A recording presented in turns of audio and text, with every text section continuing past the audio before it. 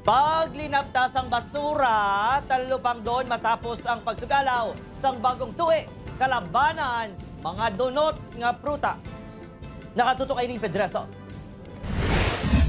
Sa pagsulod pa lang sa unang adlaw sang bagong tuig, tinumpok na nga basura ang nagasugata sa news team sa paglabay diri sa downtown area sa Bacolod City kainas ng aga. Napuno sa mga basura ang karsada, ilabi na ang mga sidewalk, pati man sa guwas ng Central Market, naganilapta ang mga basura. Amo man siniya sitwasyon sa palibot sang Libertad Public Market sa diin, mapanimahuan na ang maisog nga baho sa basura. Magluwas sa mga plastic, kalabanan nga nakolekta sa mga basurero ang mga karton kag mga dunot nga prutas. Gani ang manug panilhig nga si Lenavi.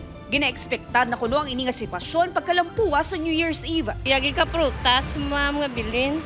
Okay na may nagtatlo man kami ga, nabuligay. Para dasa ga mo nung Kaya Samtang naglabot naman sa 21 katonelada nga basura ang natipon sa Iloilo City General Services Office kainas ng aga.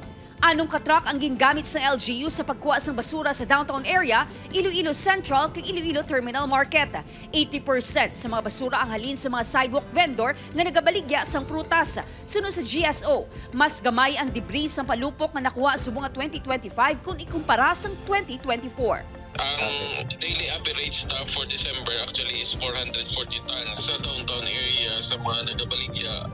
So more or less daw amo-amo sa streets nga street sweeping ta. Daw ano gid no kagamay gid kayo. Upod kay Ruel Bangoy, Irene Pedreso, One Western Visayas.